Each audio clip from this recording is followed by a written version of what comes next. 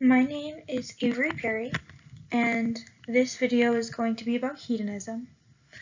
So basically, it's just going to go over the concept of hedonism and also some people that believed in hedonism and what they believed about it.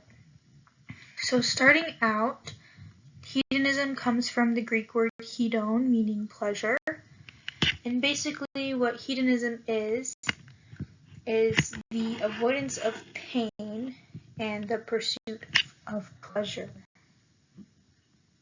So the first person that we're going to talk about is Epicurus. So his idea of hedonism was an avoidance of any kind of extremes. So basically the goal of life is to have long-term happiness, not just short-term happiness, which means that anytime you have some form of intense pleasure, you normally have some kind of pain afterwards, like the feeling after overeating or something similar. While in the moment it may be enjoyable, afterwards it probably won't be. So his idea was to avoid that, and in doing so, one can find that balance and enjoy their life.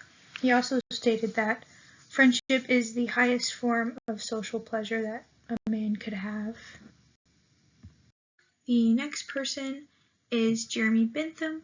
So he basically said there are two masters in somebody's life, and those are pain and pleasure, and that in seeking pleasure you'll find happiness, and in avoiding pain you'll also find happiness.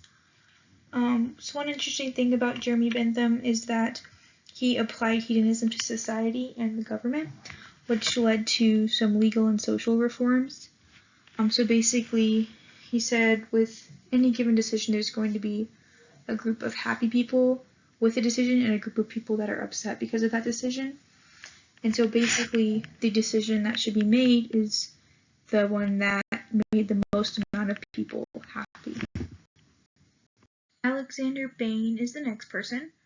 So he said that voluntary behavior contains hedonism and spontaneous activity, and hedonism can kind of show how spontaneous behavior will turn into voluntary behavior.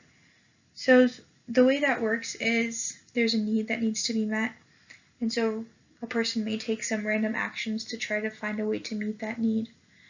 And some actions will meet the need and some actions will not.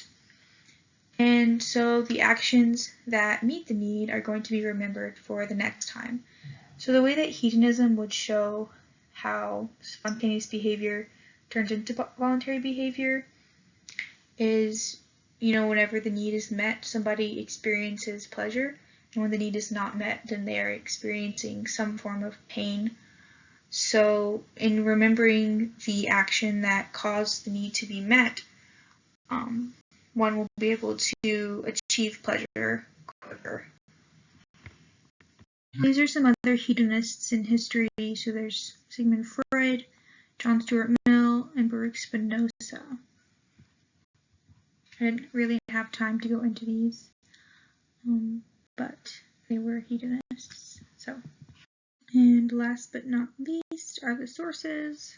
So this is the book that we have for class.